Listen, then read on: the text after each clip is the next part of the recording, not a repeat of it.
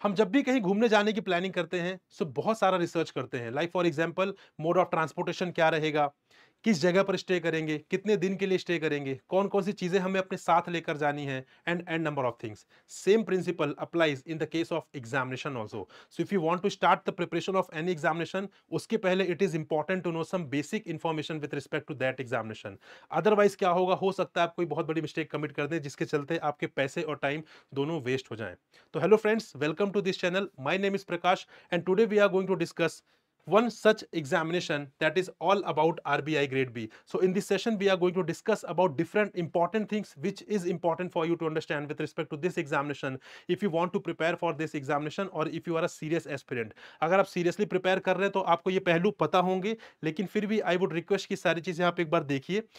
अगर आप स्टार्ट करना चाह रहे हैं देन तो डेफिनेटली आपके लिए मैंडेटरी है ये वीडियो देखना, क्योंकि इसमें बहुत सारी ऐसी इंपॉर्टेंट इंफॉर्मेशन है जो आपको एग्जाम के लिए बारे में पता होनी चाहिए और आपको एग्जाम क्लियर करवाने में हेल्प करेंगी। So this is all about RBI grade B examination. Here we will be discussing about the eligibility, about the cut off, about the syllabus, about the pattern of the examination and the most important thing about the strategy for this examination. क्योंकि आपको सारी चीजें factual पता होंगी, लेकिन जब बात आती है स्ट्रैटेजी की तो वहीं पर बहुत सारे बच्चे मिस्टेक्स कर जाते हैं। इसीलिए अपीयर बहुत सारे होते हैं लेकिन सेलेक्ट बहुत ही कम होते हैं। सारा गेम स्ट्रैटेजी का ही होता है।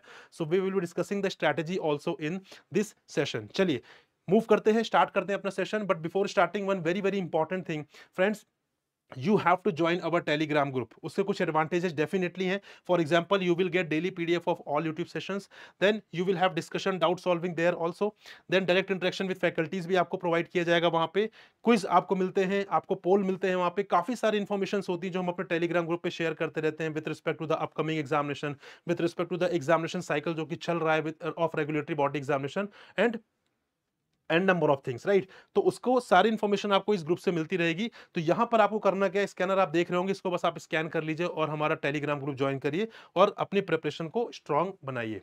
चलिए फ्रेंड्स स्टार्ट करते हैं। सबसे पहले हम बात करते हैं एलिजिबिलिटी की। अगर आपने प्रिपरेशन स्टार्ट कर दी और आप एलिजिबल ही नहीं है तो फिर आपके लिए बहुत बड़ा सेटबैक है। तो किसी भी एग्जाम की प्रिपरेशन स्टार्ट करने से पहले उसकी बेसिक एलिजिबिलिटी आपको पता होना चाहिए कि आप उस एग्जाम के लिए एलिजिबल हैं भी या नहीं।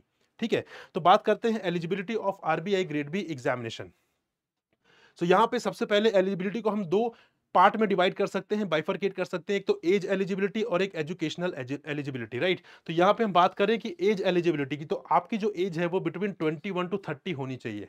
ठीक है, 21 से कम नहीं होनी चाहिए, 30 से ज्यादा नहीं होना चाहिए जनरल कैंडिडेट्स के लिए। रिलैक्सेशंस दी गई यहाँ पे एससी एसटी कैंडिडेट्स के लिए 5 इयर्स है, ओबीसी कैंडिडेट्स के लिए 3 इयर्स है, और यहाँ पे पर्सन विद डिसेबिलिटीज कैंडिडेट्स के लिए 10 इयर्स है। उसके लिए भी अलग अलग क्राइटेरिया कि अगर आप जनरल वाले हैं तो आपको 10 इयर्स मिलेगा, अगर आप इसमें कैटेगरीज में पीडब्ल्यूबीडी कैंडिडेट है तो उसमें लिए फर्दर आपको कुछ और रिलैक्सेशंस मिलती हैं। ठीक है, यहां पे बेसिकली एक बहुत इंपॉर्टेंट चीज है कि अगर आप किसी शेड्यूल्ड कमर्शियल बैंक में थे आप, या आप कोई ऐसे फाइनेंशियल इंस्टीट्यूशंस के साथ थे, like for example all India financial institutions, for example Exim bank हो गया, नाबार्ड हो गया, एनएचबी हो गया, सिडबी हो गया, नेफिट हो गया, अगर आप में आपको इनमें कोई एक्सपीरियंस है तो यहाँ पे बेसिकली आपको फर्दर रिलैक्सेशन मिल जाती है। 33 इयर्स तक यहाँ पे आप एग्जाम दे सकते हैं, प्रोवाइडेड यहाँ पे जो एक्सपीरियंस रहेगा वो आपका मैटर करेगा। सपोज अगर आपके पास 2 इयर्स का एक्सपीरियंस है तो 30+2 हो जाएगा। ठीक है, अगर आपके पास 1 ईयर का एक्सपीरियंस है तो 30+1 हो जाएगा।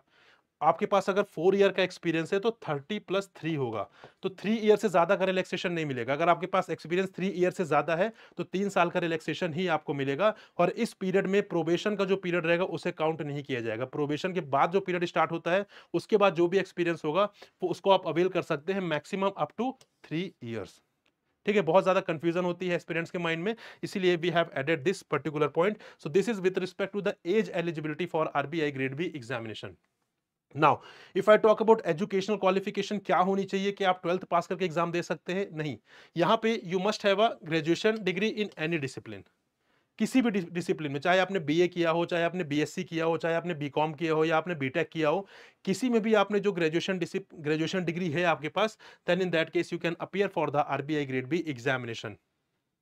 या आपके पास इक्विवेलेंट टेक्निकल या प्रोफेशनल क्वालिफिकेशन है विद मिनिमम 60% मार्क्स। ये बहुत इंपॉर्टेंट है आपके लिए। अगर आपके ग्रेजुएशन में 60% मार्क्स नहीं है तो उस केस में आप एलिजिबल नहीं होंगे, बट ये एससी एसटी कैंडिडेट्स और पीडब्ल्यूबीडी कैंडिडेट्स के लिए 50% रखा गया है। अगर आपके पास ग्रेजुएशन डिग्री है और पोस्ट ग्रेजुएशन डिग्री भी है तो दोनों के थ्रू आप अप्लाई कर सकते हैं। पोस्ट ग्रेजुएशन डिग्री में बेसिकली क्या चाहिए, किसी भी डिसिप्लिन में चलेगा यहाँ पे मिनिमम 55% मार्क्स आपके यहाँ पे होने चाहिए। ठीक है? और ये एग्रीगेट करके ही मार्क्स कैलकुलेट किए जाते हैं, सारे सेमेस्टर से एग्रीगेट करके उनका एवरेज निकाला जाता है। सो आई होप आपको क्लैरिटी कि कब आप एलिजिबल हैं या नहीं है। तो अगर आप ग्रेजुएट हैं, 60% मार्क्स हैं आपके पास, तो फिर आप इस एग्जाम को दे सकते हैं। अगर आप ग्रेजुएट हैं लेकिन 60% मार्क्स नहीं है, लेकिन आप पोस्ट ग्रेजुएट भी हैं जहां पर आपके 55 से ज्यादा है, तो भी आप यहां पे एग्जाम दे सकते हैं। तो इन दोनों में से अगर कोई भी एक क्राइटेरिया आप मैच कर रहे हैं तो आप एग्जाम के लिए एलिजिबल हो जाएंगे। चलिए, moving on to next thing, pattern. Very very important thing we have discussed about the eligibility. तो किसी भी एग्जाम को देने से पहले बहुत इंपॉर्टेंट है कि आप उस चीज को समझे कि आप एलिजिबल हैं या नहीं है। राइट नाउ बात करते हैं एग्जाम का पैटर्न क्या होता है, एग्जाम किस तरीके से कंडक्ट करा जाता है। तो यहाँ पे बेसिकली एग्जाम तीन पैटर्न में होता है, फेज 1, फेज 2 एंड फेज 3। तीन स्टेजेस होते हैं आरबीआई ग्रेड बी में, phase 1, phase 2 and phase 3। If I talk about the phase 1, तो फेज 1 की अगर हम बात करें तो यहाँ पे चार कंपोनेंट्स होते हैं, general awareness, reasoning ability, English language and quantitative aptitude. ये पेपर पूरा ऑब्जेक्टिव होता है, फेज 1 का पेपर पूरा ऑब्जेक्टिव होता है। नंबर ऑफ क्वेश्चंस की अगर हम बात करें, यहाँ पे चारों कंपोनेंट्स में नंबर ऑफ क्वेश्चंस जो होते हैं वो होते हैं 80, 60, 30 एंड 30। यहाँ पे आप देख सकते हैं, यहाँ पे मार्क्स भी असाइंड है, सेम ही होते हैं, जितने नंबर ऑफ क्वेश्चंस उतने मार्क्स, मतलब 1 मार्क का एक क्वेश्चन होता है। देन यहाँ पे टाइम एलोकेटेड है 80 क्वेश्चंस के लिए, करंट अफेयर्स में 25 मिनट्स दिए जाते हैं। ये सबसे बड़ा चैलेंज है आरबीआई ग्रेड बी एग्जाम में। देन रीजनिंग एबिलिटी के लिए आपको 60 क्वेश्चंस रहेंगे बट 45 मिनट्स मिलेंगे, वेरी चैलेंजिंग। इंग्लिश में 30 मिनट्स है, 30 क्वेश्चंस के लिए 25 मिनट्स मिलेंगे। क्वांट में आपको 30 क्वेश्चंस के लिए 25 मिनट्स मिलेंगे, अगेन वेरी चैलेंजिंग। बट इस पैटर्न को देखने के बाद यहां पे स्ट्रैटेजी बहुत अच्छी बनाई जा सकती है। क्या स्ट्रैटेजी होगी वो हम डेफिनेटली डिस्कस करेंगे थोड़ी देर में, लेकिन तब तक आप समझिए कि इसी के हिसाब से, पैटर्न के हिसाब से ही स्ट्रैटेजी बनाएंगे हम, ताकि हम इस एग्जाम को क्लियर कर सके। क्या होगी, we will discuss in detail. So total 200 questions रहेंगे, 200 मार्क्स रहेंगे और 120 मिनट्स आपको मिलेंगे फेज 1 के लिए। 2 घंटे का पेपर होगा आपका। और यहाँ पे एक बहुत इंपॉर्टेंट चीज है कि यहाँ पे सेक्शनल कट ऑफ भी होता है और ओवरऑल कट ऑफ भी होता है। मतलब आपको इन सब का सेक्शनल कट ऑफ, अलग अलग कट ऑफ भी क्लियर करना होगा, जो चेंज होता रहता है हर साल based on the number of applications, और साथ में एक ओवरऑल कट ऑफ भी होता है। तो 2 कट ऑफ क्लियर करने हैं, हर सेक्शन का कट ऑफ क्लियर करना है और ओवरऑल फेज 1 का कट ऑफ भी क्लियर करना है। और साथ में यहाँ पे नेगेटिव मार्किंग भी है ऑफ 1/4 की। 1/4 का क्या मतलब है कि आपने अगर 4 क्वेश्चन गलत किए हैं तो एक क्वेश्चन आपका सही वाला डिडक्ट कर लिया जाएगा एज अ पेनल्टी। ठीक है, ये नेगेटिव मार्किंग होती है। तो यहाँ पे आप ब्लाइंड गेसेस नहीं लगा सकते कि सारे 200 आउट ऑफ 200 क्वेश्चंस आपने अटेम्प्ट कर दिए, वो बहुत ही बुरी स्ट्रैटेजी है, बहुत ही पुअर स्ट्रैटेजी रहने वाली है। तो यहाँ पे एक तो नेगेटिव मार्किंग है, सेक्शनल कट ऑफ भी है और ओवरऑल कट ऑफ भी आपको क्लियर करना है। ये सारी चीजें क्लियर करके ही आप फेज 2 पर पहुंच पाएंगे। ठीक है, चलिए moving on to the phase 2। ठीक है, this was the phase 1। Phase 2 if I talk about, तो फेज 2 में 3 पेपर्स होते हैं, economic and social issues, finance and management और डिस्क्रिप्टिव इंग्लिश। ये 3 पेपर्स होते हैं फेज 2 में। यहाँ पे पेपर का जो एफएम और ईएसआई का जो पेपर होता है उसमें ऑब्जेक्टिव भी होता है, उसमें डिस्क्रिप्टिव भी होता है। आइए देखते हैं कितना होता है। If I talk about the economic and social issues, तो वहां पे 50% ऑब्जेक्टिव होता है, 50% डिस्क्रिप्टिव होता है। यहाँ पे मार्क्स भी 50-50 ही रहते हैं, 50 marks for objective, 50 marks for descriptive. Right, but यहाँ पे टाइम जो है वो 30 मिनट्स मिलता है ऑब्जेक्टिव के लिए, 90 मिनट्स मिलता है डिस्क्रिप्टिव के लिए। नंबर ऑफ क्वेश्चन कितने आते हैं, 30 क्वेश्चन आते हैं यहाँ पे। ठीक है, यहाँ पे 30 क्वेश्चंस आते हैं 50 मार्क्स के ऑब्जेक्टिव पार्ट में, और यहाँ पे 6 क्वेश्चंस आते हैं जिसमें से आपको 4 अटेम्प्ट करने होते हैं। 2 10 मार्क्स के होते हैं, 2 15 मार्क्स के होते हैं। ठीक है, तो इस तरीके से यहाँ पे आते 6 क्वेश्चन है, लेकिन उन 6 में से आपको 4 अटेम्प्ट करने होते हैं and that makes the total of 50। इसके लिए आपको 90 मिनट्स दिए जाते हैं और आपको कीबोर्ड के हेल्प से ही टाइप करके लिखना पड़ेगा, वहां पे पेन और पेपर नहीं प्रोवाइड किया जाएगा। इसलिए जब भी आप प्रैक्टिस कर रहे हैं तो लैपटॉप या डेस्कटॉप पर ही आप प्रैक्टिस करिए कीबोर्ड की हेल्प से। और जो कीबोर्ड आपको वहां पर मिलता है वो बहुत अच्छा नहीं होता है, काफी कन्वेंशनल पुराना कीबोर्ड होता है जिसकी जो कीज होती है काफी हार्ड होती है। तो अगर आप ऐसा कोई कीबोर्ड अरेंज कर सके तो बहुत अच्छा रहेगा आपकी प्रिपरेशन के लिए, वो आपको वहां पे शॉक नहीं लगेगा एग्जाम में कि एक ऐसा कीबोर्ड मिला है। ठीक है, फाइनेंस एंड मैनेजमेंट की बात करें, सेम ही है, जो पैटर्न इसका है वही पैटर्न इसका है, 50% ऑब्जेक्टिव, 50% डिस्क्रिप्टिव। सेम 30 मिनट्स मिलेंगे आपको, 50 मार्क्स का ऑब्जेक्टिव, 50 मार्क्स का डिस्क्रिप्टिव रहेगा। 30 मिनट्स मिलेंगे, 90 मिनट्स डिस्क्रिप्टिव के लिए मिलेंगे, 30 क्वेश्चन ऑब्जेक्टिव में रहेंगे और 6 क्वेश्चन डिस्क्रिप्टिव में रहेंगे, जिसमें से आपको 4 अटेम्प्ट करने रहेंगे। Third is descriptive English, very very important component. पूरा का पूरा डिस्क्रिप्टिव होता है, कोई भी ऑब्जेक्टिव पार्ट नहीं होता इसमें। इसे 100 मार्क्स का पेपर होता है, 90 मिनट्स बेसिकली यहाँ पे टाइम रहता है और 3 क्वेश्चंस रहते हैं। एक क्वेश्चन ऐसे का होता है, एक क्वेश्चन रीडिंग कॉम्प्रिहेंशन का होता है और एक क्वेश्चन प्रेसी राइटिंग का होता है। ऐसे में आपको ऑप्शन मिलते हैं, 4-5 ऑप्शंस होते हैं, उनमें से आपको एक अटेम्प्ट करना होता है। रीडिंग कॉम्प्रिहेंशन में कोई भी ऑप्शन नहीं होता, प्रेसी राइटिंग में कोई भी ऑप्शन नहीं होता है आपके पास। तो टोटल ये 300 मार्क्स का पेपर होता है, 100 मार्क्स ईच, और यहाँ पे आपको 5 hours and 30 minutes exam hall में सेम डे आपको स्पेंड करने पड़ते हैं। बीच में कुछ गैप जरूर मिलता है 2 पेपर्स के बीच में, लेकिन आपको एक ही बार बीच में गैप मिलता है। लेकिन एक दिन में एग्जाम देने के लिए 5.5 घंटे बहुत ज्यादा है, उसके लिए आपको बहुत प्रैक्टिस करनी पड़ेगी, पढ़ना पड़ेगा, फुल लेंथ मॉक्स देना पड़ेगा, इतनी सिटिंग आपको बनाकर रखनी पड़ेगी, तभी आप एग्जाम में अच्छा परफॉर्म कर पाएंगे। लेकिन जब आप सीरियस एस्पिरेंट हैं, आप प्रिपरेशन कर रहे हैं, तो आप डेफिनेटली कर लेंगे, फिर वो बहुत बड़ा टास्क नहीं रह जाता है। ठीक है, सो दिस इज द फेज 2। यहां पर भी ऑब्जेक्टिव पार्ट में है, उसमें नेगेटिव मार्किंग है ऑफ 1/4, जो ऑब्जेक्टिव पार्ट है आपका। ठीक है, डिस्क्रिप्टिव पार्ट में तो हो ही नहीं सकती है। ऑब्जेक्टिव पार्ट में जो आपका 50 मार्क्स का ईएसआई का और 50 मार्क्स का जो एफएम का है, इसमें भी 1/4 की नेगेटिव मार्किंग आपकी रहने वाली है। फेज 3 की बात करें, which is interview, very important part. Generally होता क्या है, हम फेज 2 क्लियर करने के बाद हम कॉन्फिडेंट हो जाते हैं और हम रिलैक्स हो जाते हैं, लेकिन एक चीज समझिए, नंबर ऑफ वैकेंसीज के 3 टाइम्स ऑफ द कैंडिडेट्स जो होते हैं वो इंटरव्यू दे रहे होते हैं। इसका मतलब 2/3 छट जाएंगे और 1/3 ही सेलेक्ट होंगे। तो आपको हर स्टेज को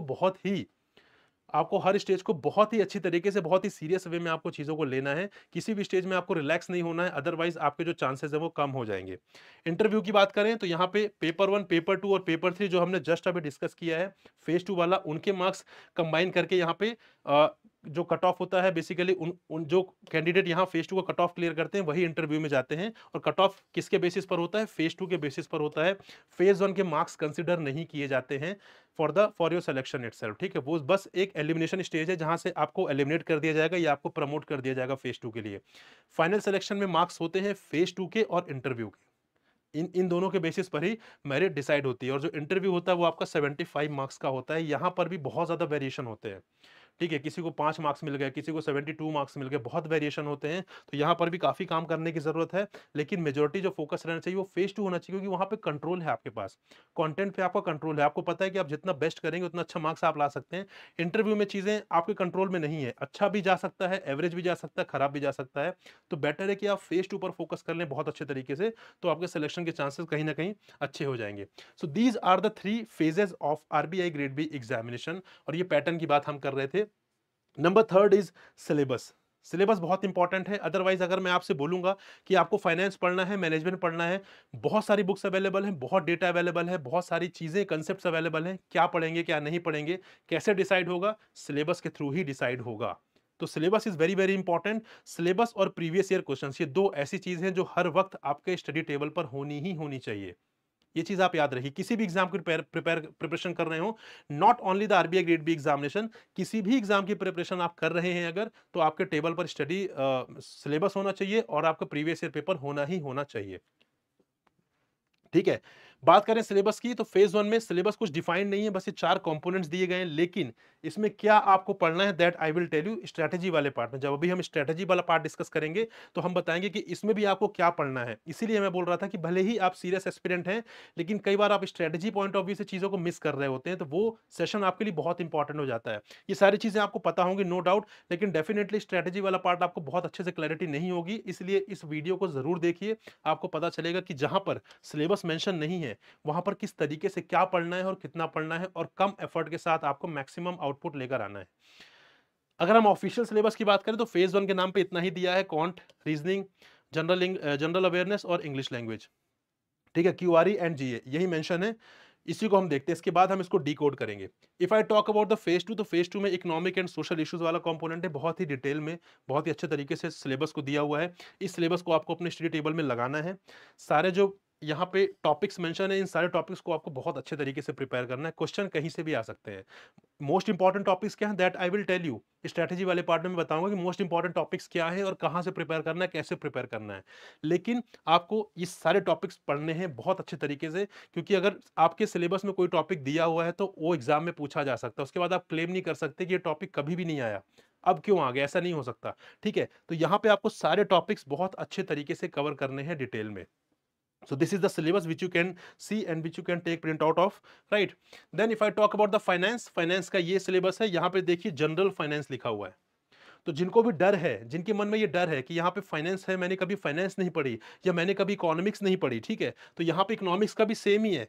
बहुत ही लिमिटेड टॉपिक्स, कोर टॉपिक्स हैं जो आपको थोड़ा-सा समझना पड़ेगा, rest of the topic generic topics हैं। Same is the case with finance also. यहाँ पे कोर फाइनेंस नहीं है, इसको फाइनेंशियल मैनेजमेंट मत समझिए, वो एक अलग टॉपिक है, एक अलग कंपोनेंट है। ये फाइनेंस एंड मैनेजमेंट है, ठीक है? फाइनेंस अलग है, मैनेजमेंट अलग है और ये जनरल फाइनेंस है, ठीक है? यहाँ पे देखिए टॉपिक्स देखिए, structure and functions of financial institutions हो गया, functions of reserve bank of India हो गया, बैंकिंग सिस्टम इन इंडिया हो गया, नॉन बैंकिंग सिस्टम हो गया। मतलब ये ऐसे टॉपिक्स हैं जो आपको पता भी होते हैं और अगर नहीं भी पता है तो आप इनको पढ़ के एक बार अच्छे से क्लियर कर सकते हैं। बहुत ज्यादा इसमें कुछ समझने के लिए होता नहीं है, ठीक है? फैक्चुअल टॉपिक्स होते हैं, थ्योरेटिकल टॉपिक्स होते हैं। तो this is the syllabus of general finance. इनमें से क्या इंपॉर्टेंट है I will tell you in the strategy part, and this is the syllabus of management, ठीक है? ये मैनेजमेंट का सिलेबस है, ये भी बहुत इंपॉर्टेंट है क्योंकि मैनेजमेंट वाला पार्ट कंप्लीटली स्टैटिक है। इसमें करंट अफेयर्स नहीं पूछा जाता है। पूरा प्लान हम समझते हैं अभी किस तरीके से, कहाँ पे करंट अफेयर्स आते हैं, कहाँ पे नहीं आते हैं, सारा कुछ हम डिस्कस करने वाले हैं। But this is the official syllabus जो कि आप यहाँ पे देख सकते हैं।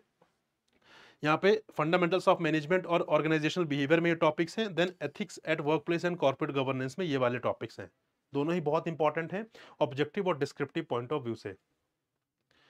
Then cut off, very very important. Cut off आपको पता होनी चाहिए। कट ऑफ पता होने से क्या होता है, आपको पता है कि आपका टारगेट क्या है। अगर आपके पास कट ऑफ नहीं है, अगर मैं बोल रहा हूं कि क्वांट की जो कट ऑफ है फेज वन में वो 4.5 मार्क्स है, तो आपको पता है कि 4.5 मार्क्स कट ऑफ है, आपके पास एक टारगेट है। अगर मैं आपको कट ऑफ नहीं बताऊंगा तो फिर आपको क्या होगा, आपको कंफ्यूजन होगा, मुझे 4 मार्क्स लाने हैं कि मुझे 20 मार्क्स लाने हैं, मुझे मार्क्स कितने लेकर आने हैं, ठीक है? उसके हिसाब से आप अपनी स्ट्रैटेजी बनाएंगे। तो cut off is very very important जब भी आप किसी एग्जाम की तैयारी कर रहे हैं। तो आइए देखते हैं cut off RBI grade B examination. So here is the cut off phase one. ये फेज वन का कट ऑफ है।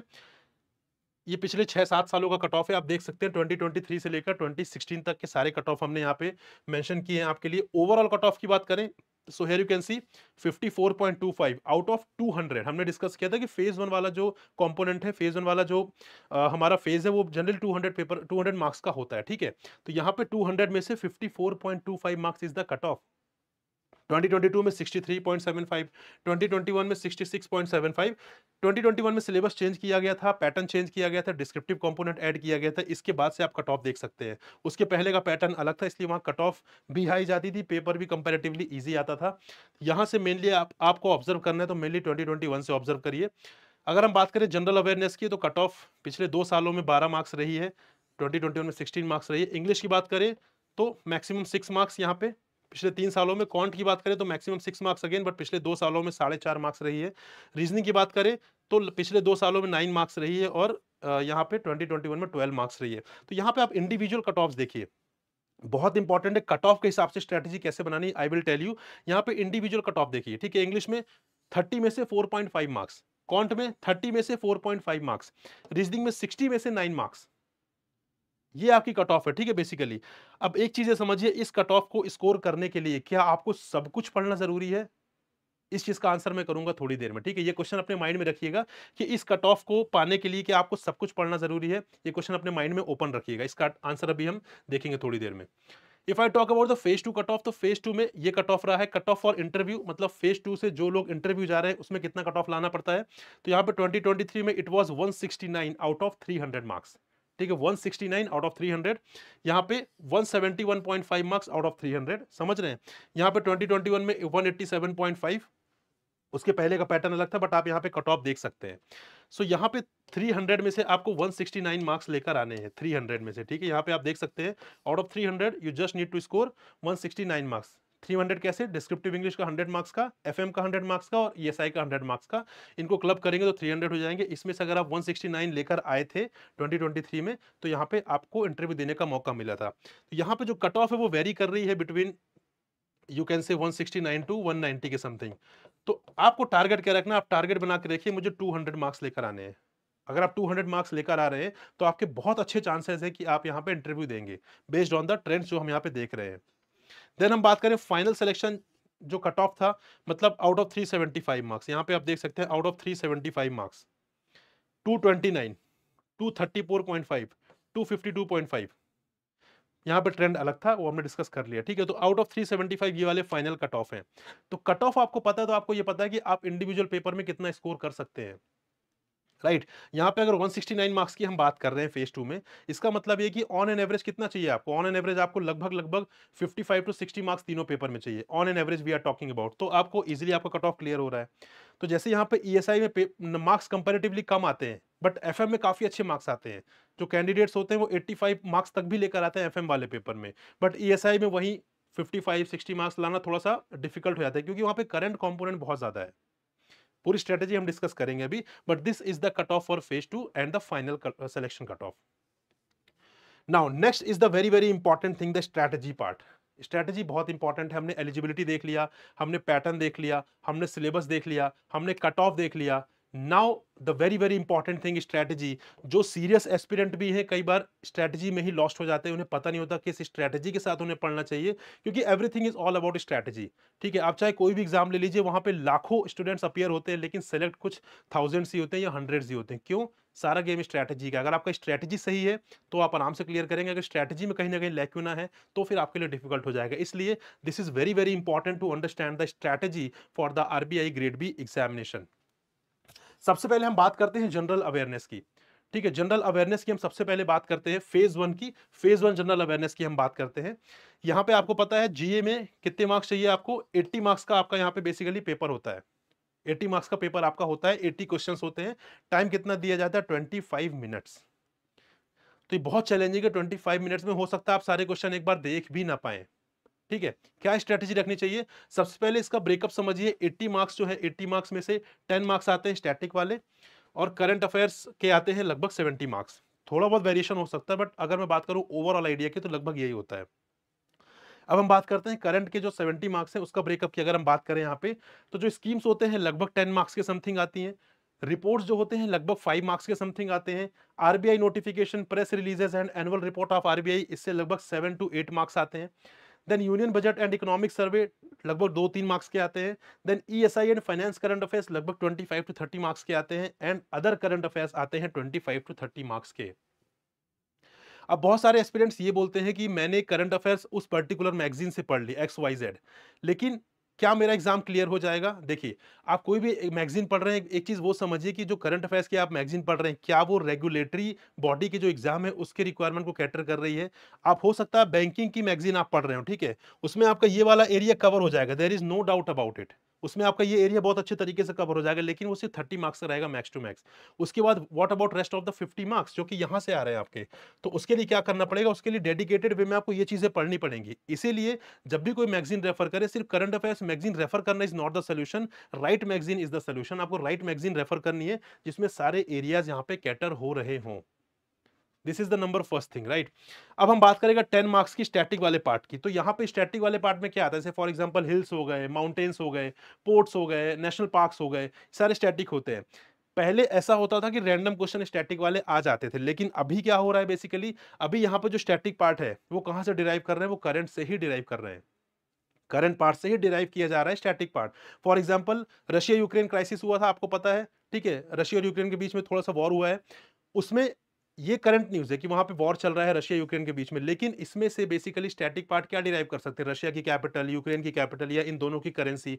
तो अगर ऐसा कोई क्वेश्चन आपके एग्जाम में आ रहा है तो उसको देखकर शॉक्ड मत होइए कि ये क्वेश्चन अचानक से कहाँ से आ गया। वो अचानक से करंट पार्ट में से ही डिराइव किया गया है। तो पहले कन्वेंशनल तरीका अलग था, लेकिन अब थोड़ा सा ट्रेंड चेंज हो रहा है, जहाँ पे जो स्टैटिक पार्ट है वो करंट से ही डिराइव किया जा रहा है। तो वो चीज़ आपको उस पॉइंट ऑफ व्यू से पढ़नी है। Now again second is very very important thing कि क्या सोर्सेज आपको रेफर करने हैं। करंट अफेयर्स में आपको क्या सोर्सेज रेफर करने हैं? हमने देखा कि ये सारे एरियाज हैं आपके इसमें। अब इसमें आपको सोर्सेज क्या क्या रेफर करने हैं? So these are the sources that you have to refer for the general awareness of phase 1।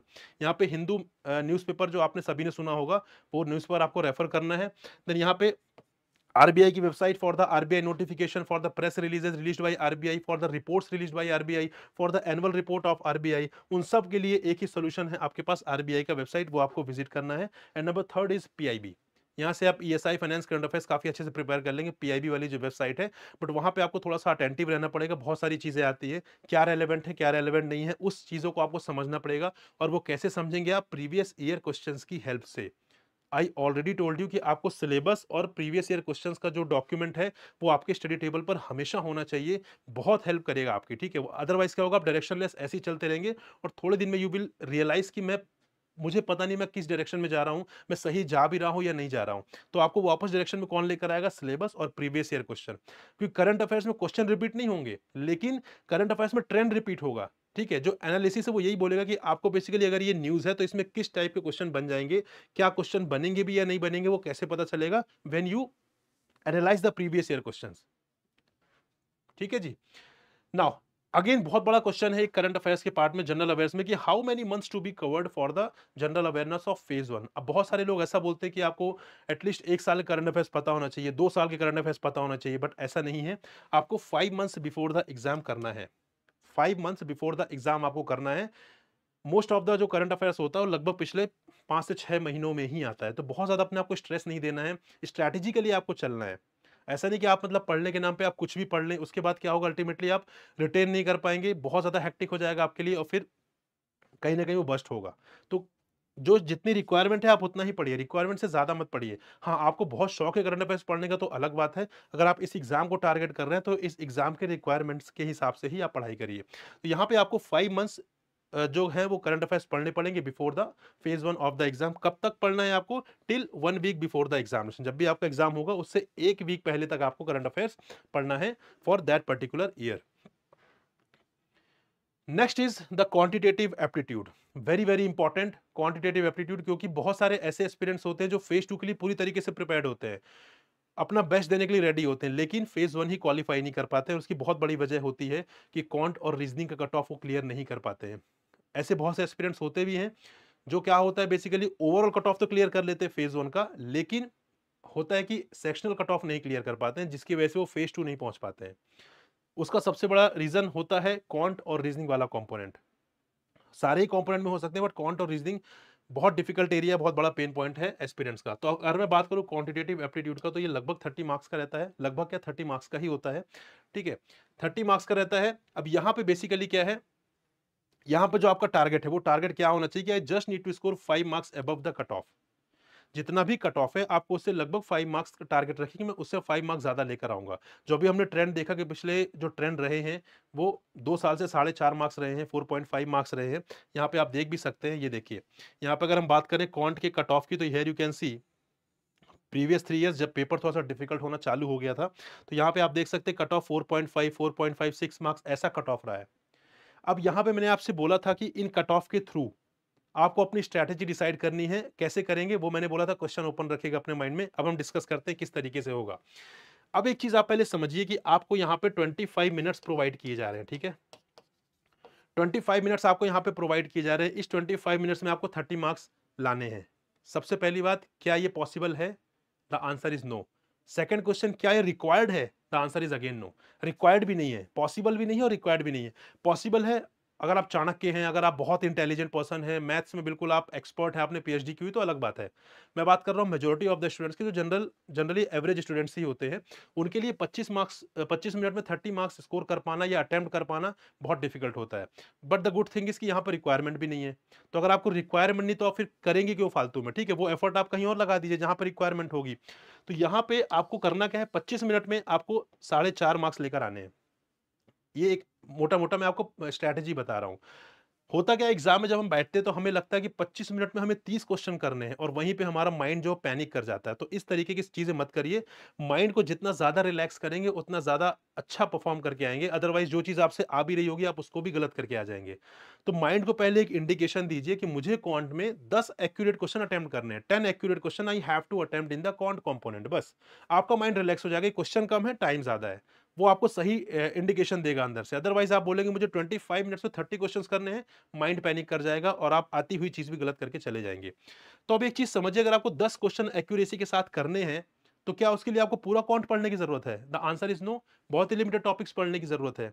ठीक है, बहुत ही लिमिटेड टॉपिक्स पढ़ने की जरूरत है। अगर आपको 10 मार्क्स लेकर आने हैं, आपको पूरे 30 मार्क्स लेकर नहीं आने हैं, तो आपको यहाँ पे बहुत ही लिमिटेड टॉपिक्स पढ़ने की जरूरत है। So what are those important topics? These are those important topics which you have to cover in the quant component in order to score around 10 marks. ये based on the previous year trends हैं, trend change भी हो सकते हैं, but जो अभी तक के ट्रेंड है उसके अकॉर्डिंग ही हम बात कर रहे हैं। तो ये वो टॉपिक्स हैं जो जनरली एग्जाम में रिपीट होते हैं। सिंप्लीफिकेशन एंड अप्रॉक्सीमेशन हो गया, नंबर सीरीज हो गया, क्वाड्रेटिक इक्वेशन हो गया, बेसिक परसेंटेज हो गया, बेसिक रेशियो हो गया, interest, profit and loss, time and work, time and distance, ये सारे टॉपिक्स आपको करने हैं। उसके बाद आप यहाँ पे डीआई कर सकते हैं, which is related to arithmetic DI. इन्हीं टॉपिक्स में से जो डीआई वाले क्वेश्चंस आते हैं उसको आप कर सकते हैं, बट प्रायोरिटी पर पहले 1 to 8 रखिए। पहले 1 to 8 वाले सारे टॉपिक्स करिए।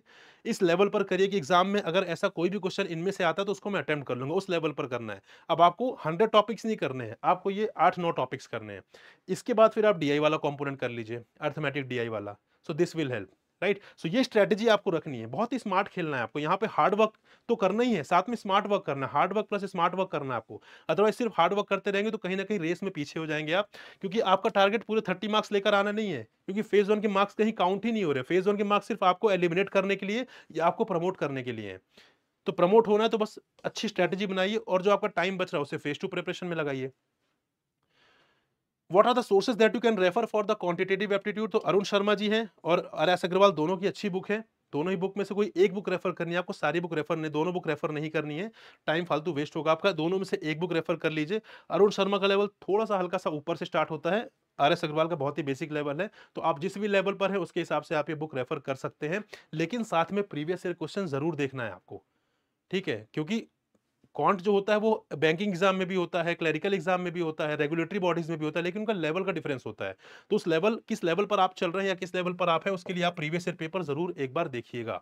जब आप आराम से प्रिपरेशन कर लें इस कंपोनेंट की, उसके बाद प्रीवियस ईयर पेपर जरूर रेफर करें, तभी आपको क्लैरिटी आएगी कि यहाँ पे आप उस लेवल पर पहुंच पाए हैं या नहीं पहुंच पाए हैं।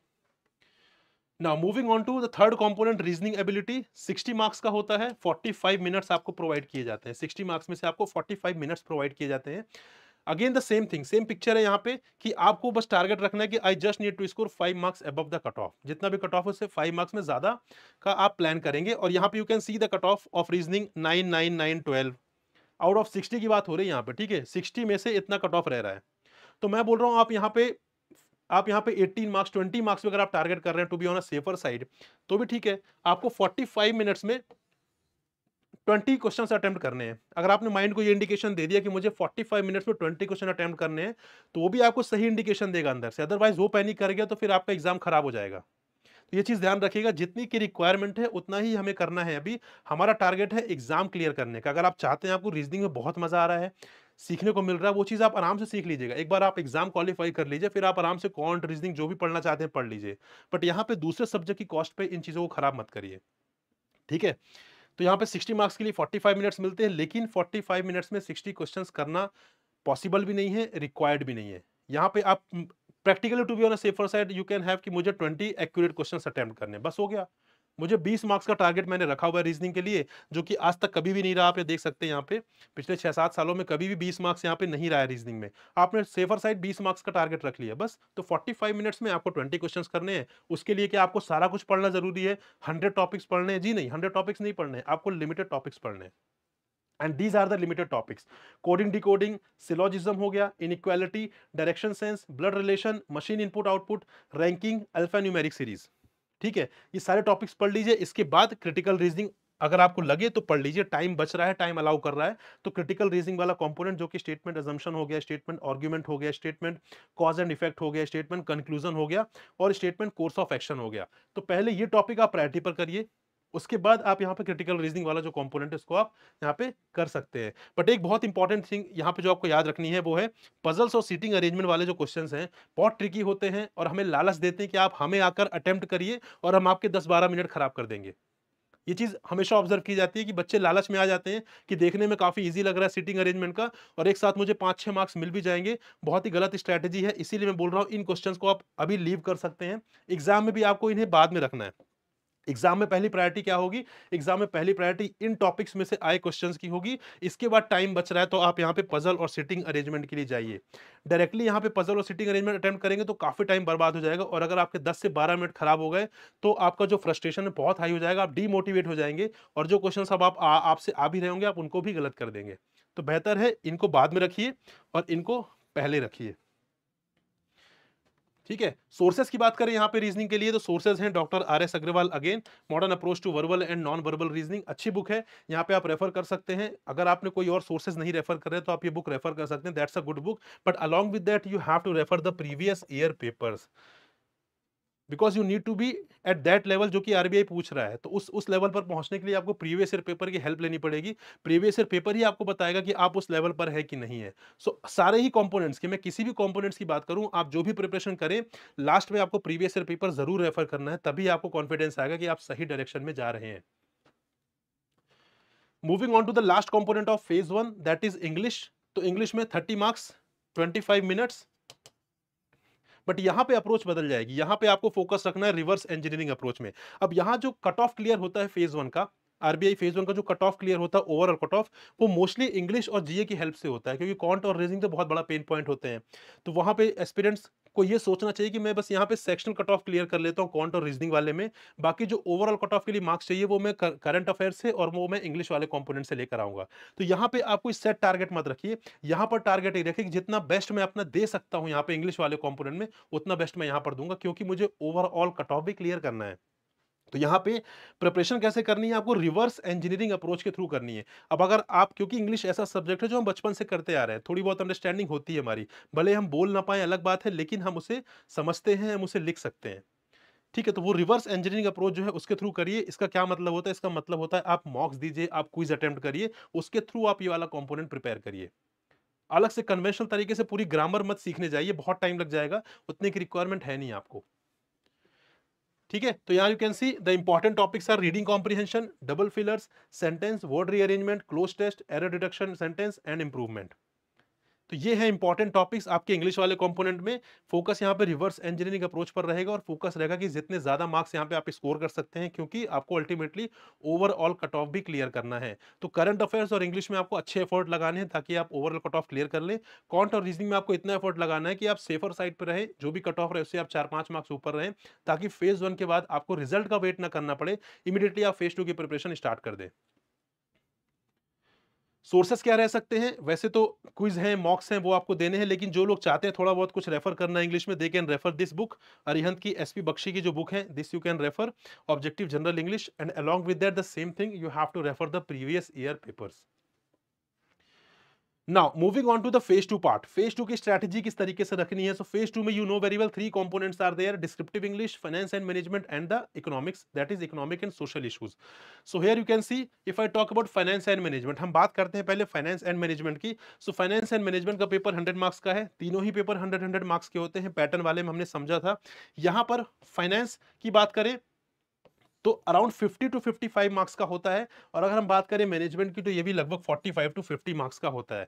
मतलब अगर हम बात करें वेटेज की तो लगभग लगभग इक्वल वेटेज ही होता है। कभी ये वेटेज वेरी भी कर सकता है, कभी हो सकता है कि मैनेजमेंट आपके एग्जाम में 55 मार्क्स की आ जाए और फाइनेंस 45 मार्क्स का आ जाए। ठीक है, तो हमें समझना ये है कि यहाँ पे जो वेटेज है वो लगभग इक्वल ही होता है।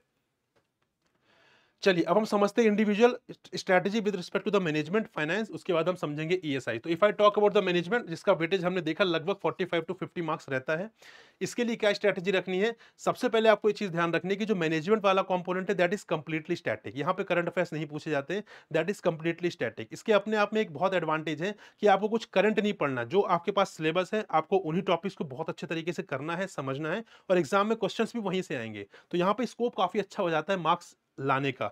अगर मैं बात करूं एफएम के पेपर की, तो एफएम के पेपर में लोग 85 मार्क्स तक लेकर आते हैं, इवन 85 से ज्यादा मार्क्स भी लेकर आते हैं। क्यों? इसका जो नेचर है स्टैटिक वाला, उसकी वजह से। एफएम जो है लगभग 75 टू 80% स्टैटिक है एफएम कंपोनेंट, जिसमें से मैनेजमेंट पूरा ही स्टैटिक है। जो करंट अफेयर्स आते हैं वो फाइनेंस वाले पार्ट में आते हैं, अभी हम समझेंगे फाइनेंस वाला। लेकिन यहाँ पे देखिए, यहाँ पे मैनेजमेंट आपको बोरिंग लगेगी अगर आप उसे याद करने के लिए जाएंगे। अगर आप सोचेंगे मैं सारी की सारी थ्योरीज में रट लूं, तो आपके लिए बहुत बोरिंग हो जाएगा, आपसे पढ़ा ही नहीं जाएगा, आप सारी चीजें भूल जाएंगे। आपका टारगेट क्या होना चाहिए? आपका टारगेट होना चाहिए कि मुझे चीजों को समझना है मैनेजमेंट का। अगर आप एक बार मैनेजमेंट को समझ लिया आपने, आपको मैनेजमेंट से प्यार हो जाएगा, नंबर फर्स्ट। और सेकंड थिंग कि आपको मैनेजमेंट कभी नहीं भूलेगी, आपको बहुत ही कम रिवीजन की जरूरत पड़ेगी, आपको सारी चीजें आपके माइंड में रिटेन रहेगी, provided you have understood the concept. ठीक है, तो यहां पे multiple revision is required initially, and when you understand the conceptually, when you understand the subject conceptually, then in that case revision will not be required. तो यहां पे आपका focus रहना चाहिए मल्टीपल रिवीजन में। नाउ द थिंग इज कि यहाँ पे इंपॉर्टेंट टॉपिक्स क्या है, since the syllabus is completely static all topics are important, बहुत ज्यादा टॉपिक्स हैं भी नहीं, सिलेबस कंप्लीटली स्टैटिक है, तो आपका टारगेट रहना चाहिए कि मुझे पूरा सिलेबस बहुत अच्छे तरीके से करना है। और ऑल्सो यहाँ पे जो मैनेजमेंट वाला पार्ट है वो बहुत स्कोरिंग है। This is the most scoring component in the entire curriculum of RBI grade B examination. यहाँ पे फाइनेंस और मैनेजमेंट की बात करें तो लगभग 85 मार्क्स लेकर आते हैं कैंडिडेट्स, ठीक है, बहुत सारे कैंडिडेट्स जो 85 प्लस मार्क्स भी लेकर आते हैं। लेकिन अगर हम बात करें मैनेजमेंट की, फाइनेंस और मैनेजमेंट में कंपेयर करें तो लोगों के मैनेजमेंट में ज्यादा अच्छे मार्क्स आते हैं, क्योंकि वो प्योरली स्टैटिक है, वहां पे करंट का ज्यादा रोल है नहीं, ज्यादा क्या बिल्कुल भी रोल नहीं है। तो इसीलिए यहाँ पे सारे टॉपिक्स पढ़िए, आपको एक ही बार पढ़ना है, आपको बार बार उसे अपडेट नहीं करना है। आपने एक बार पढ़ लिया फिर आपको उसे ही बार बार रिवाइज करना है, और रिवीजन में वैसे भी कम टाइम लगता है हमें। Now, what sources you can refer for the management? You can refer this book, Principles and Practice of Management by L.M. प्रसाद। यहाँ पे आपको सारी चीजें मिल जाएंगी। Along with that, आपको पता है एथिक्स और बिजनेस एथिक्स और कॉर्पोरेट गवर्नेंस का भी एक पार्ट है आपके मैनेजमेंट सिलेबस में। For that you can refer this book, B N Ghosh, अच्छी बुक है। बट रिमेंबर वन थिंग, दोनों ही बुक हो गई, उनका लेटेस्ट वर्जन आपको रेफर करना है। आई डोंट नो ये लेटेस्ट है कि नहीं है, ठीक है, बट आपको लेटेस्ट वर्जन रेफर करना है। एंड नंबर सेकेंड थिंग कि आपको यहाँ पे जो बुक्स हैं वो सारी की सारी बुक्स नहीं पढ़नी है, ठीक है, पूरे बुक्स के सारे पेजेस नहीं पढ़ने, बहुत बल्कि हैं, आपको लिमिटेड ही पढ़ना है। लिमिटेड कैसे डिसाइड होगा? आपके सिलेबस में जो टॉपिक्स दिए हुए हैं उसके अकॉर्डिंग ही आपको यहाँ पे प्रिपरेशन करनी है। तो सिलेबस को इसीलिए मैंने बोला था आपसे कि सिलेबस आपके स्टडी टेबल पर रहना चाहिए, वहां से सिलेबस में देखिए टॉपिक्स, अगर वो टॉपिक है तो उस टॉपिक को कवर कर लीजिए,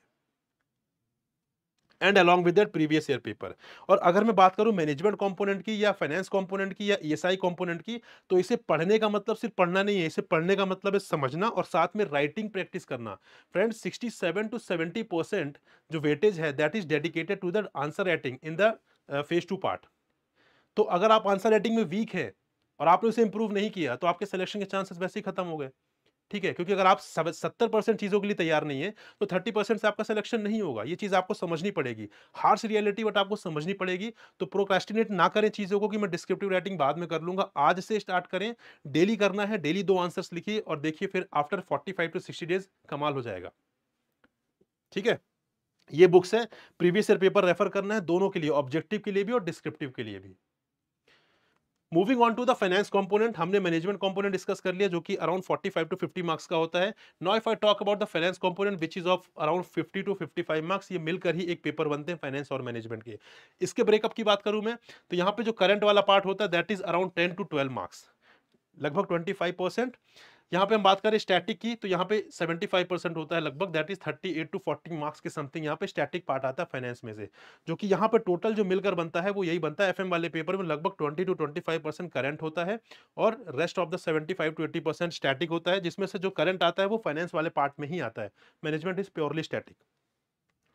यहाँ पे अब हम सबसे पहले डिस्कस करते हैं about the strategy of static part. 38 to 40 marks के लिए आपको क्या करना चाहिए जो स्टैटिक वाला पार्ट है, क्योंकि मेजोरिटी वाला कंपोनेंट यही है। यहाँ पे कुछ इंपॉर्टेंट टॉपिक्स हैं, these are the important topics which are also mentioned in the syllabus. Derivatives हो गया, बॉन्ड्स हो गए, फंक्शंस ऑफ आरबीआई हो गया, फाइनेंशियल इंस्टीट्यूशंस हो गया, risk management, primary and secondary market हो गया, cash flow, ratios, income statement and balance sheet हो गया और इन्फ्लेशन हो गया। These all are the important topics that you have to do in the management. अब एक क्वेश्चन ये भी आता है, क्या इसके अलावा हमें कुछ नहीं पढ़ना है, सब कुछ छोड़ देना है? फ्रेंड्स, आपको इसके अलावा भी सारी चीजें पढ़नी है। I told you in the beginning of the session कि आपको सिलेबस सारा कुछ कवर करना है। I will tell you the important topics, वो मैं बताऊंगा आपको, लेकिन इसका ये मतलब नहीं कि वो इंपॉर्टेंट है तो वो एक्सक्लूसिव टॉपिक्स हो जाएंगे। इंपॉर्टेंट है मतलब उनकी पूछे जाने की प्रोबेबिलिटी ज्यादा है, पहले वो ज्यादा पूछे गए हैं, आगे हो सकता है ना भी पूछे जाए, but these are the most important topics जिन्हें आपको हाई प्रायोरिटी पर रखना है, जिन्हें आपको ज्यादा रिवीजन करना है, लेकिन रेस्ट ऑफ द टॉपिक्स भी आपको करने ही करने हैं। This principle applies in case of finance also, management also and the ESI also. जहां पर भी हमने लिमिटेड टॉपिक्स डिस्कस किए हैं हर जगह ये प्रिंसिपल एप्लीकेबल होता है, आपको सारे टॉपिक्स करने हैं। बस यहाँ पे हम कुछ मेजोरिटी इंपॉर्टेंट एरियाज बता रहे हैं जो बहुत इंपॉर्टेंट है, जिसके आने की प्रोबेबिलिटी ज्यादा होती है और जो पिछले सालों में ज्यादा आए हैं। तो ये फाइनेंस के इंपॉर्टेंट टॉपिक्स हो गए with respect to the static part.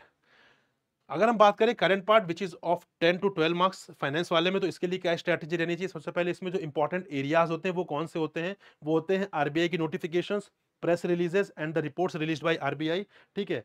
और एक एनुअल रिपोर्ट भी होती है आरबीआई की, वो भी इसी कैटेगरी में आती है, जिसका वेटेज है 4 to 6 मार्क्स। तो पहली वाली कैटेगरी का वेटेज है 4 to 6 मार्क्स। सेकंड है यूनियन बजट एंड इकोनॉमिक सर्वे, जो हर साल आता है, अगेन वेरी इंपॉर्टेंट, 1 से 2 मार्क्स के क्वेश्चन वहां से भी आ जाते हैं। देन फाइनेंस करंट अफेयर्स लगभग 4 से 5 मार्क्स के क्वेश्चन यहां से भी आ जाते हैं, so which makes the total of 10 to 12 marks. ठीक है, तो करंट जो फाइनेंस करंट अफेयर्स की बात करें 10 टू 12 मार्क्स की, तो यहां से पूछे जाते हैं लगभग। और इसके लिए आपको कितने मंथ से करंट अफेयर्स पढ़ने हैं, फाइनेंस करंट अफेयर्स जो ये वाले एरियाज जो हमने डिस्कस किए थे अभी आपके साथ, ये कितने मंथ्स के पढ़ने हैं, तो वो आपको पढ़ने हैं 8 मंथ्स के। ठीक है, 8 मंथ्स बिफोर द एग्जामिनेशन, जब भी आपका फेज 2 होगा उससे पहले आप 8 मंथ्स काउंट कर लीजिए, वहां से ये सारी चीजें आपको कवर करनी पड़ेंगी। ठीक है, till 1 week before the examination. अगर आप 8 मंथ्स का नहीं कर पा रहे हैं, रीजन बीइंग कि आपने काफी लेट प्रिपरेशन स्टार्ट की है, एग्जाम आपका होने वाला, तो एटलीस्ट आप 5 मंथ्स की तो कर ही लीजिए, बट 5 से नीचे नहीं। ठीक है, जो अपर कैप है वो 5, अपर कैप 8 मंथ्स है, जो नीचे वाली लोअर कैप है वो है 5 मंथ्स की, उससे नीचे आप नहीं जा सकते। सोर्सेस क्या रेफर करने हैं आपको स्टैटिक पार्ट के लिए? Principles and practice of banking अच्छी बुक है, bank financial management again, then Indian economy by Ramesh Singh, ये सारी की सारी बुक्स काफी अच्छी है फाइनेंस वाले टॉपिक्स के लिए, बट काफी बल्कि भी है। तो एक चीज आपको याद रखना है, इन बुक्स का लेटेस्ट एडिशन ही आपको रेफर करना है, number first. Number second, book पूरी एंड टू एंड नहीं पढ़नी है आपको, आपको देखना है कि आपके सिलेबस में से कौन सा टॉपिक इस बुक में है वही आपको पढ़ना है। ठीक, ये बी सेलेक्टिव, अगर आप बुक रेफर कर रहे हैं तो आपको बहुत ही सेलेक्टिव होना पड़ेगा, अदरवाइज आप एक कंपोनेंट ही नहीं कंप्लीट कर पाएंगे। तो ये चीज आपको ध्यान रखनी है कि बहुत ज्यादा सेलेक्टिव होने की जरूरत है आपको। और इन सब को पढ़ने के बाद यहाँ पे आपको प्रीवियस ईयर पेपर जो है वो आपको यहाँ पे रेफर करना है। ठीक है, previous year paper you have to refer here. Now finance current की बात करें तो वहां पे क्या सोर्सेज है, वहां पे सोर्सेज रहेंगे आपका आरबीआई नोटिफिकेशन, प्रेस रिलीजेस, जो कहां से मिल सकती हैं आपको? आरबीआई की वेबसाइट से। ठीक है, same union budget, annual report by RBI, reports on trends in banking industry by RBI, financial stability report, reports on currency and finance, ये सारा कुछ आपको कहां से मिल जाएगा? आरबीआई की वेबसाइट से। ठीक है, ये आपको आरबीआई की वेबसाइट रेफर करनी है यहाँ पे। ठीक है, हम बात कर रहे हैं फाइनेंस करंट की, जो कि 10 टू 12 मार्क्स इसका वेटेज है, उसको कैसे कवर करना है, तो उसके लिए आपको आरबीआई की वेबसाइट में से ये सारी चीजें कवर करनी है। देन लाइव मिंट आप रेफर कर सकते हैं, which is also important, and previous year paper तो आपको करना ही है। ठीक है, प्रीवियस ईयर पेपर के थ्रू आपको पता चलेगा कि फाइनेंस करंट अफेयर्स में जो रिपोर्ट्स आ रही हैं वो किस तरीके से पूछी जा रही हैं। जो भी रिपोर्ट्स आ रही हैं, जो भी करंट अफेयर्स आ रहा है, वो अगर न्यूज़ में था तो उसमें से किस तरीके का क्वेश्चन फ्रेम किया गया, आपको वो एनालिसिस करना है। एक बार आपने वो एनालिसिस कर लिया तो आपके लिए काम बहुत ईज़ी हो जाएगा। एस्पिरेंट्स क्या कंप्लेंट करते हैं, सर करंट अफेयर्स बहुत वास्ट है, कहीं से कुछ भी आ जाता है। करंट अफेयर्स वास्ट है, there is no doubt, but कहीं से कुछ भी नहीं आता। वहाँ पे चीज़ें एक पैटर्न होता है पूछे जाने का। अगर मैं बात करूँ किसी स्कीम की, किसी रिपोर्ट की, तो वहाँ पे कुछ डायमेंशंस होते हैं जो पूछे जाते हैं। क्या डायमेंशंस होते हैं? आई विल टेल यू कि वहाँ पे कुछ डायमेंशंस होते हैं, तो आपको डायमेंशंस पढ़ना बहुत इंपॉर्टेंट होता है। अगर आपने वो पढ़ा हुआ है तो आपके लिए ईज़ी हो जाएगा। आई विल टेल यू कि क्या डायमेंशंस आते हैं। बट यहाँ पे हम मूव करते हैं ईएसआई की तरफ। We have discussed about the strategy of finance and management, now we are moving towards the ESI. ESI का अगेन 100 मार्क्स का पेपर होता है, you know very well. Static 25 to 30 marks का होता है, both for objective as well as descriptive का बात कर रहे हैं हम यहाँ पे क्लब करके। करंट यहाँ पे 70 टू 75 मार्क्स का होता है। ठीक है, exactly opposite to the FM वाले पेपर के। Then, first of all, let's discuss the strategy of static part, which is of 25 to 30 marks. तो यहाँ पे आपके लिए कुछ important topics I am giving you. These are the important topics of ESI for the static part: measurement of growth, economic history of India, poverty alleviation and employment generation, monetary policy, fiscal policy, balance of payments and international economic institutions. ये सारे important topics है। Same question जो हमने पहले भी पूछा था कि इसके अलावा कुछ सब कुछ छोड़ देना है, द आंसर इज नो। इसके अलावा सब कुछ करना है, आपको छोड़ना कुछ भी नहीं है। But these are the most important topics जिनको आपको बार बार रिवाइज करना है, जिनको आपको प्रायोरिटी पर रखना है। सिलेबस में कोई भी चीज छोड़नी नहीं चाहिए आपको। Then moving on to the current part which is of 70 to 75 marks. इसका ब्रेकअप अगर हम देखें तो यहाँ पे बेसिकली आपका ईएसआई करंट अफेयर्स आता है 20 मार्क्स के, रिपोर्ट्स आती हैं लगभग 20 टू 25 मार्क्स के, और स्कीम्स आती हैं लगभग 20 टू 25 मार्क्स की। ठीक है, तो रिपोर्ट्स एंड स्कीम अपने आप में बहुत बड़ा एरिया, लगभग 40 टू 50 मार्क्स का है, तो इसको बहुत अच्छे से करने की जरूरत है। And if you see the previous year paper, तो वहां पे ऑब्जेक्टिव में तो आई है, साथ में डिस्क्रिप्टिव में भी रिपोर्ट्स आई है। सो अब आपको एक चीज समझना, ट्रेंड किस तरीके से चेंज हो रहा है कि जो करंट अफेयर्स है, करंट अफेयर्स तो ऑब्जेक्टिव में आ ही रहता है, वो सिर्फ डिस्क्रिप्टिव में ज्यादा ऐड करने की कोशिश की जा रही है। तो जब भी आप करंट अफेयर्स पढ़ें, आपको करंट अफेयर्स एक बार ही पढ़ना है। ये मत सोचिए कि अभी मैं ऑब्जेक्टिव के हिसाब से पढ़ रहा हूँ, फिर मैं डिस्क्रिप्टिव के हिसाब से पढ़ूंगा। सेम चीज को बार बार मत पढ़िए। जब भी आप करंट अफेयर्स पढ़ना स्टार्ट करेंगे, एक चीज माइंड में रखिए, मैं दोनों के हिसाब से पढ़ रहा हूं, ऑब्जेक्टिव के हिसाब से भी और डिस्क्रिप्टिव के हिसाब से भी। तो आपका एफर्ट कम लगेगा, टाइम बचेगा, वो टाइम आप कहीं अच्छी जगह यूटिलाइज कर सकते हैं जहां पे आपको रिक्वायरमेंट होगी। तो this is the breakup of 70 to 75 marks, which is a current part of ESI paper. The same question again, how many months to be covered for the ESI current affairs, तो यहाँ पे 8 months before the examination, जो भी आपकी schemes हैं, जो भी आपकी रिपोर्ट्स हैं, जो भी आपका ईएसआई फाइनेंस करंट अफेयर्स है, आप टारगेट रखिए कि मुझे फेज 2 का जब भी एग्जाम होगा उससे 8 मंथ्स पहले तक मैं सारा कुछ ये सब कुछ कवर करने वाला हूँ। अगेन इन केस अगर आप नहीं कर पा रहे हैं, बहुत लेट आपने स्टार्ट किया, तो you can cover 5 months, at least 5 months तो आपको करना ही पड़ेगा till 1 week before the examination. तो इस तरीके से आपको करना है। Now very important thing, I told you कि स्कीम्स और रिपोर्ट्स बहुत इंपॉर्टेंट हैं। उसको किस तरीके से कवर करना चाहिए, लगभग 50 मार्क्स का तो वही हो जाता है, 40 टू 50 मार्क्स का करंट अफेयर्स मिलाकर, ऑब्जेक्टिव डिस्क्रिप्टिव में दोनों की बात हम कर रहे हैं। तो देखिए, जैसे होता है कि सबसे पहली चीज आपके माइंड में ये भी आती है कि सर हमें स्कीम्स कब की पढ़नी चाहिए। आप बोल रहे हैं कि 8 मंथ की स्कीम पढ़नी है, लेकिन कई बार तो मनरेगा भी आ जाती है एग्जाम में, जो कि 2005 में लॉन्च हुई थी। कई बार उससे पहले भी आ जाती है। देखिए, स्कीम चाहे इंडिपेंडेंस के टाइम की भी आ जाए, या रिपोर्ट्स चाहे इंडिपेंडेंस के टाइम पर भी आ जाए, लेकिन होता क्या है, जनरली रिपोर्ट्स जो होती है वो तो करंट ही आती है, स्कीम्स पहले की भी आ जाती हैं, रीजन बीइंग कि वो न्यूज में होती हैं। तो अगर वो पिछले 8-9 महीने में न्यूज में है, तो आपके एग्जाम के लिए इंपॉर्टेंट बन जाती है। एंड सेकंड थिंग, कि वो जो स्कीम है, सारी स्कीम नहीं पढ़नी है आपको, सारे रिपोर्ट्स नहीं पढ़ने हैं आपको, आपको वही स्कीम्स और रिपोर्ट्स पढ़ने हैं जो आपके सिलेबस के टॉपिक का पार्ट है। ठीक है? अगर आपके इसमें हेल्थ नहीं है, एजुकेशन नहीं, तो आपको नहीं पढ़ना है। अगर हेल्थ और एजुकेशन है, तो उससे रिलेटेड स्कीम्स, रिपोर्ट्स आपको पढ़नी है। तो सारी की सारी स्कीम्स, सारी की सारी रिपोर्ट्स पढ़ने मत बैठ जाइएगा, वरना दिमाग आपका डिस्टर्ब हो जाएगा पूरा। ठीक है? आपको पढ़ना वही जो आपके सिलेबस का पार्ट है, जो टॉपिक्स आपके सिलेबस में मेंशन है, उससे रिलेटेड जो भी स्कीम्स है, उससे रिलेटेड जो भी रिपोर्ट्स हैं, वो आपको पढ़ने हैं। Reports released by international organisations like IMF हो गया, वर्ल्ड बैंक हो गया, डब्ल्यूटीओ हो गया, या अपने यहाँ की जो इंडिया की जो ऑर्गनाइजेशंस है, लाइक आरबीआई हो गई। ठीक है? तो मिनिस्ट्री ऑफ फाइनेंस हो गई, अगर ये कोई रिपोर्ट्स रिलीज करे तो ऑटोमेटिकली इंपॉर्टेंट बन जाती है, लेकिन सिलेबस के साथ रिलेटेड होना चाहिए। ये चीज आपको ध्यान रखनी है। दिस इज द चेक, ये आपको रखना है। अब यहाँ पे हम बात करें कि स्कीम और रिपोर्ट्स में क्या पढ़ना है। आप बोलते हैं सर रिपोर्ट्स में और स्कीम में बहुत सारी चीजें होती हैं, बहुत सारे डेटा होता है, क्या हमें सब कुछ पढ़ना है? और सब कुछ पढ़ना तो पॉसिबल नहीं है।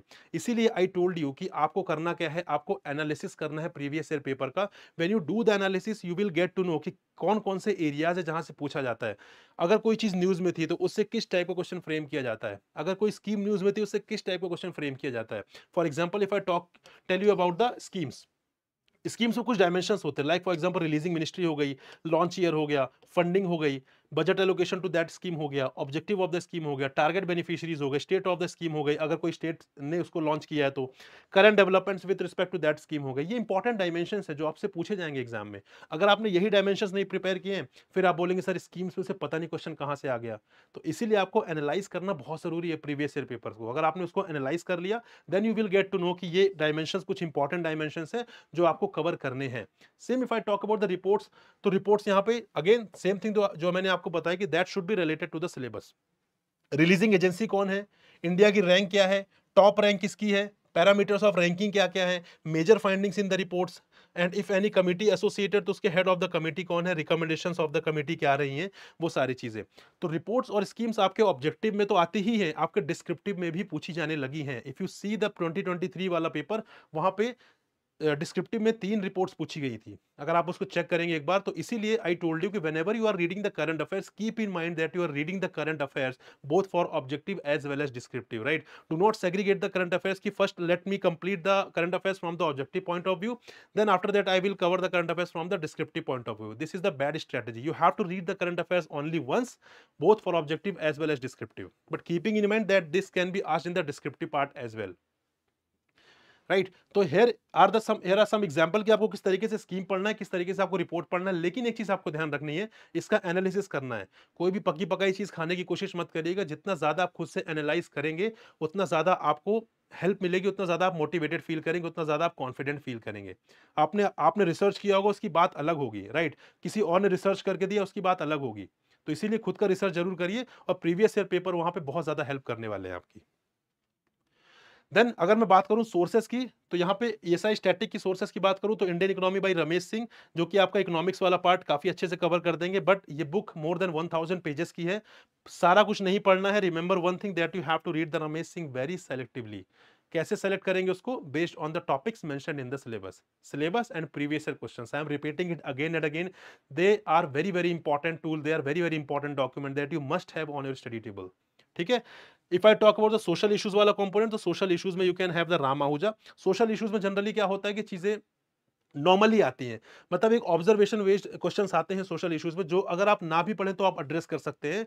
But for the readymade points, readymade fodder, you can have the look over this book social problems in India. आप रेडीमेड कुछ पॉइंटर्स बनाने के लिए आप उसमें ये बुक पढ़ सकते हैं, लेकिन साथ में आपको करंट अफेयर्स ब्लेंड करना होगा। तो यही चीज आपको करनी है बेसिकली, पढ़ना है थ्योरी, साथ में आपको करंट अफेयर्स भी आपको मिक्स करके लिखना पड़ेगा। And along with that previous year paper, हमेशा सदाबहार चीजें जो आपको रेफर करनी ही करनी है, both for objective as well as descriptive.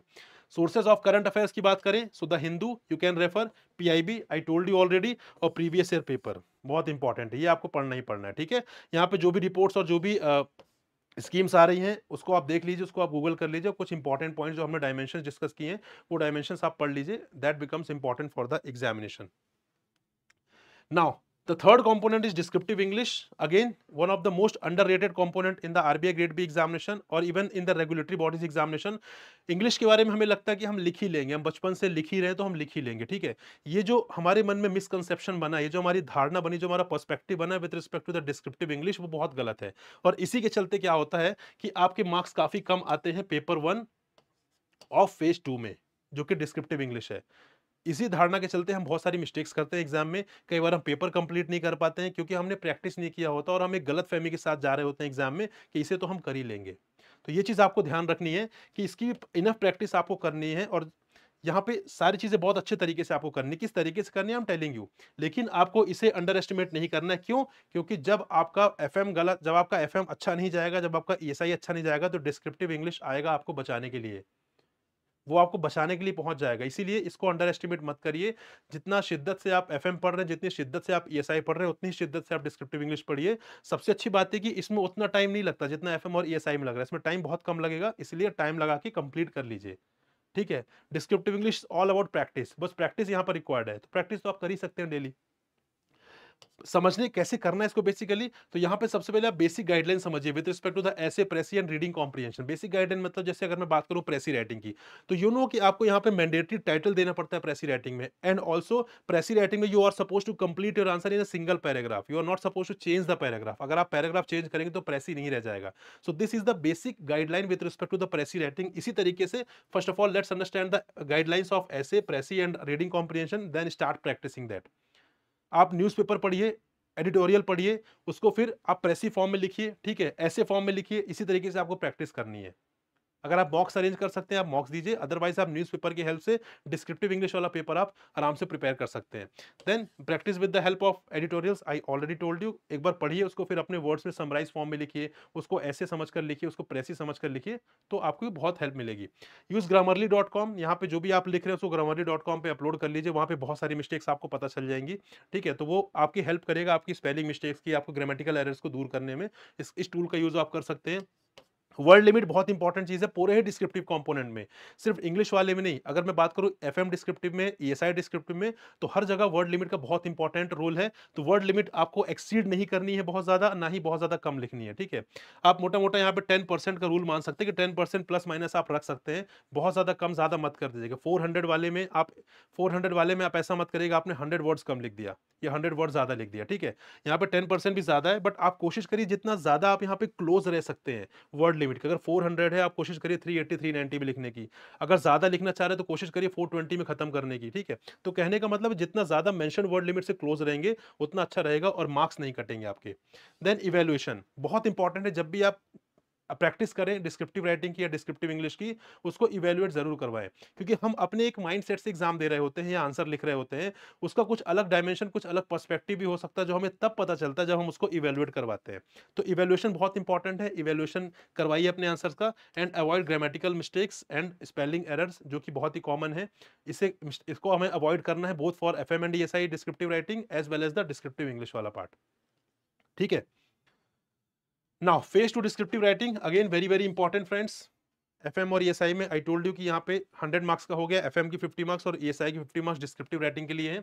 तो यहाँ पे आपको क्या करना है, I told you multiple times कि read the current affairs both for objective and descriptive specially the reports mentioned in the syllabus.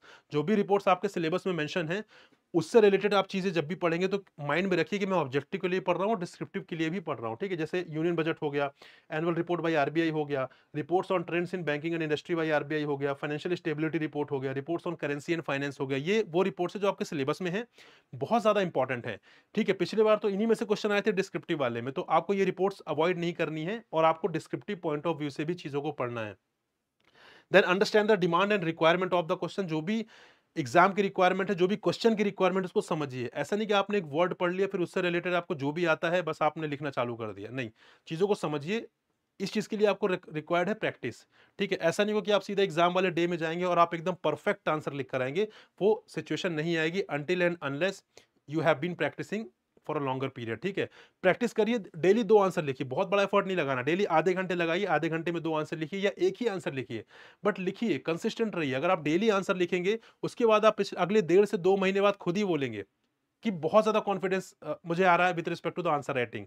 तो वो चीज़ करनी है। आप सोचेंगे एक दिन में तो आपने साइकिल चलाना भी नहीं सीखा था, एक दिन में तो आपने बाइक चलाना भी नहीं सीखा था। आप कई बार गिरे थे, फिर उठे थे, फिर आपने बैलेंस बनाना सीखा, तब भी आप गिरे कई बार, ठीक है? तो same it is a process. ये ओवरनाइट आप इसमें कुछ अचीव नहीं कर पाएँगे। This is a process, same जैसे आपने सारी चीज़ें सीखी हैं लाइफ में, ठीक है? ये भी एक प्रोसेस है और इस प्रोसेस में आपको टाइम लगेगा, तो एटलीस्ट 45 टू 60 डेज का टाइम दीजिए। डेली 2 नहीं तो 1 आंसर तो लिख लीजिए। इतना एफर्ट तो आप लगा ही सकते हैं अपने एग्जाम के लिए, क्योंकि फेज 2 जो होता है वो it's all about descriptive writing. 67 to 70% is the descriptive writing. तो अगर आपकी कमांड उस पे ही नहीं है तो फिर आप समझ लीजिए आपका सिलेक्शन कैसे हो पाएगा। Then make a framework before attempting. जब भी आप क्वेश्चन अटेम्प्ट करने जा रहे हैं एग्जाम में, तो ऐसा मत करिए कि आपने बस क्वेश्चन देखा और सीधा अटेम्प्ट करने चालू कर दिया। देखिए, लिखने में, टाइप करने में बहुत ज्यादा टाइम नहीं लगेगा। टाइप करने में it will hardly take 12 to 15 minutes max to max. उसको सोचने में हम क्या करते हैं, जब हम रैंडम लिखना स्टार्ट करते हैं, फिर हमें लगता है यार ऊपर मैंने गलती कर दी, फिर हम बैक स्पेस दबाते हैं। इंटरफेस बहुत अच्छा नहीं होता है, आप बैक स्पेस दबाएंगे, आपका कोई और वर्ड डिलीट होना चालू हो जाएगा। तो कहने का मतलब है कि पहले 3-4 मिनट लगा के फ्रेमवर्क बना लीजिए कि मैं इंट्रोडक्शन में ये लिखूंगी या लिखूंगा, मैं बॉडी पार्ट में ये लिखूंगा, मैं कंक्लूजन में ये लिखूंगा।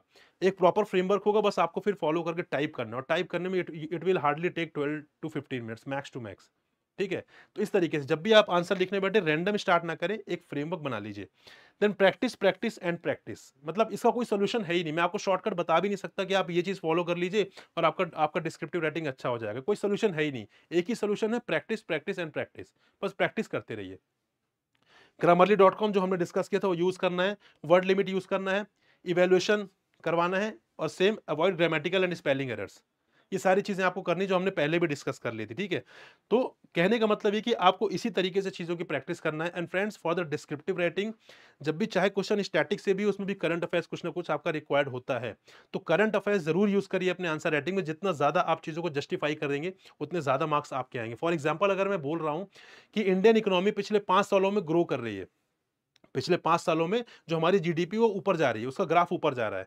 तो ये एक वेग स्टेटमेंट हो गया, ठीक है? सही हो सकता है, गलत भी हो सकता है, बट ये एक वेग स्टेटमेंट हो गया। लेकिन अगर मैं डेटा के साथ उसको जस्टिफाई करूंगा, करंट अफेयर्स के साथ उसको सब्सटेंशिएट करूंगा, तब फिर बात जस्टिफाई हो जाएगी। तब एग्जामिनर को लगेगा हाँ, अगर आप कोई बात कह रहे हैं तो उसको फैक्ट्स के साथ, डेटा के साथ आप उसको जस्टिफाई कर रहे हैं। तो इसीलिए जब भी आप आंसर लिखें, कोशिश करिए चीजों को जस्टिफाई करने की। डेटा, एग्जाम्पल, रिपोर्ट्स, जो भी जितना ज्यादा आप उसको रेलेवेंट, रियलिस्टिक बना सकते हो, उतना ज्यादा रियलिस्टिक बनाने की कोशिश आपको करनी है। और करंट अफेयर्स आएगा कहां से? वहीं से जहां से आप करंट अफेयर्स पढ़ रहे हैं, अलग से नहीं पढ़ना है। I told you, current affairs objective descriptive के लिए सेम रहेगा। आपको इंपॉर्टेंट डेटा नोट कर लेना है, and that you can use in the descriptive writing part. Got it? So friends, this is all with respect to the RBI grade B examination. हमने eligibility discuss कर लिया, pattern discuss कर लिया, cut off discuss कर लिया, syllabus discuss कर लिया, और हमने यहाँ पे स्ट्रैटेजी भी डिस्कस कर ली। आई होप आपको मजा आया। और इन सब के बाद अगर आपको लग रहा है कि you can start the preparation of RBI grade B examination, all the very best. We are with you. जब भी आपको लगे आप हमसे कनेक्ट कर सकते हैं। हम आपको गाइड करने के लिए हैं, बट एफर्ट आपको ही लगाना पड़ेगा। हम आपको डायरेक्शन दिखा सकते हैं, चलना आपको ही पड़ेगा, राइट? तो यहाँ पे मुझे उम्मीद है कि आपको बड़ा अच्छा लगा सेशन, सारी चीजें आपको समझ में आ गई हैं। कमेंट करके बताइए क्या आप आरबीआई ग्रेड बी की प्रिपरेशन स्टार्ट करने वाले हैं या नहीं, और अगर कोई डाउट भी है तो आप उसको कमेंट करके बताइए। और गाइस, ऑल्सो कमेंट करिए कि सेशन आपको कैसा लगा, इंफॉर्मेटिव था या नहीं। और ऐसे कोई और भी सेशन आपको चाहिए तो भी आप कमेंट बॉक्स में ऐड कर सकते हैं कि जो भी आपके मन में डाउट हो, आपको उससे रिलेटेड सेशन चाहिए, तो आप उसे भी कमेंट बॉक्स में डाल सकते हैं। So thank you very much guys, have a good day, will meet you in another session. Till then, goodbye and happy learning friends.